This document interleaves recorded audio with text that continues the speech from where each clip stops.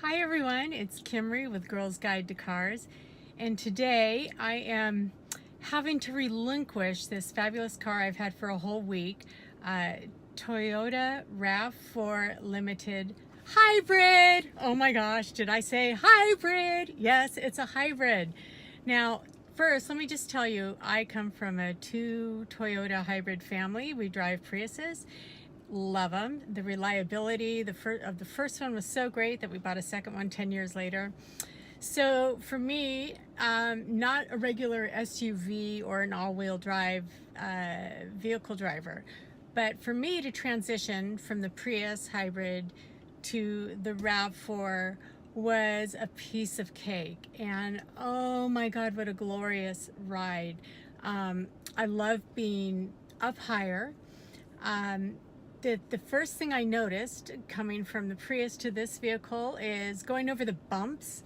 My seat kind of goes with it and moves around, which is a really nice feeling as opposed to a clunk clunk and things like that.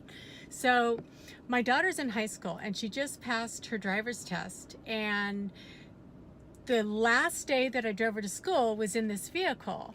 And she got in here, and she's driving our old Prius now, and she got in here and she's like, this is it. This is the car I want. Because she already knows how to drive a Prius, how hybrids work, and she loves being up higher and being able to see over everything. And it is a great vehicle, and it's very geared for sporty and active activities. So I'm going to turn the camera around right now and show you a little bit of what it's like in the driver's seat. First of all, enjoy the beautiful moonroof. This is limited, so I can just shut that off if it gets too sunny, but you know what? I'm a sunny kind of gal, so I'm going to leave it open. Okay, all right, so here I am in the driver's seat. I'm sorry I don't have my steering wheel straight, but it's real easy commands of, you know, the radio, very important stuff, volume, mode, hands-free. You can ask for navigation and get directions. You can tune to a radio channel, all the kinds of things you'd expect with hands-free navigation. So this is what my dash looks like, and tells you where I am, the temperature, and what's great about this is because it's a hybrid, when I'm driving over here, you can see where the pointer tells me is if I'm actually charging, and I usually want to hover like right around or below this eco for getting the best mileage. And then when I'm going more sporty and off-roady and I need more power, then it moves up into here. But you can use this gauge really well to kind of if you're concerned about getting good gas mileage. Now let's look down at the commands down here. First of all, you have a great USB outlet, so forth. You have 3 modes. You have EV, Eco mode, which I like to use for driving around town. It you know, it kind of shuts down the engine and does things to save your energy when it's not needed. And then Sport mode. Now this was really fun for me coming from driving a Prius. So here the gear shifter is, you know, you've got your reverse, your neutral, and your drive. And then over here you have Sport mode. So when I got off-roads out at I was out at Glamis Dunes, I was able to switch over into sport mode and upshift and downshift, and that was really fun, and really treat it like an all-wheel drive vehicle that it is. So that was really pleasurable and enjoyable. You can see there's all kinds of things you can do on your home screen. I'm sorry, the light's glaring. But this, for example, is showing kind of what my miles per gallon are in 5, 10, 15-minute increments. And so you can see, you know, at some points I got up to 60 miles per gallon, 40, but really it did hover right around 30 to 32. Now the sticker says 32. I drove this car mostly freeway, about 800 miles, and I was averaging about 29.8 miles per gallon highway. But then when I got back home and I was in the city and I was driving around locally, I could, it was getting more up to 32, even 33 miles per gallon, which is great.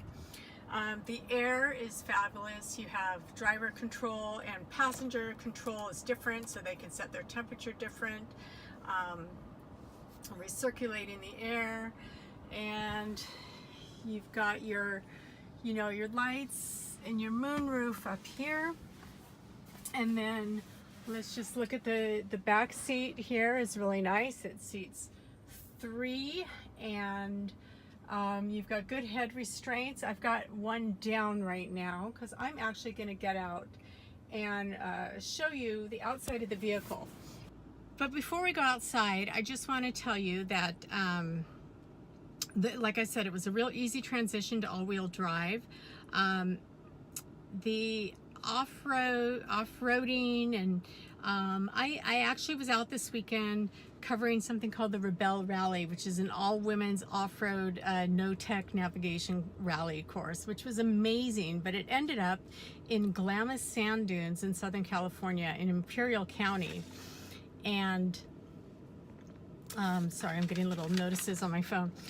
And so I was able, when I drove out to the base camp of the rally, I had, you know, it required going off-road, and I drove down gravel roads and dirt roads and took some winds and turns, a lot of dust, close to the dunes. I didn't go into the dunes because you know, it's not my vehicle, and I'm not really skilled at that I know of, although I would love to try it. But I did hit a little bit of dunes and a lot of blowing sand, and held up remarkably. And you'll see the outside of the vehicle has like nothing, no issues at all.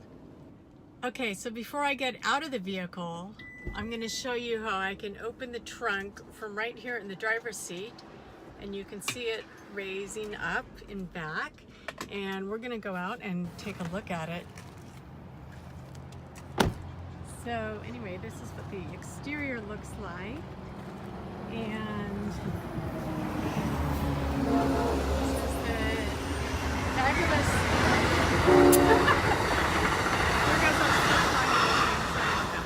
so here is the roomy cargo space. Now, what I particularly liked about it is I have 2 dogs, and my dogs could easily both get in the back here. And because the height is so high and the cargo hold is so deep, that I had no issues with the dogs jumping over the seats here, which in my Prius they love to do, or in station wagon, whatever we're driving. So this was a nice way to have the dogs contained and safe, and there's plenty of latches, you know, to tie the leash to. And they loved it. You just open up that moonroof, the skylight, and they get lots of air back here. And it's really nice. Now, I have a question. As I said, we drive Priuses, and we don't go anywhere without using our cargo cover to cover our groceries. And in this case, I went camping, and I had camp gear back here. But this vehicle I was provided didn't come with one, but it actually has a space here in the trunk where it would be stored. So that's pretty convenient if you're one of those people, and I know there's a few that just take that cargo cover and stick it in the garage and don't deal with it. That's fine, but in this vehicle you don't have to. You can stow it away for storage and never have to worry about it, and never have to worry about forgetting it in the garage. So my only issue with that is I'm gonna use this lever here and pop down the second half of the back seat, so you can see there's a lot of room. But now my only problem with this is that you actually can't, although there would be room enough lengthwise, you can't really comfortably sleep in the vehicle because you've got this big bump that's always here, and so your cargo area with the seats down doesn't go completely flat. So that's just something to be aware of if that's a concern for you.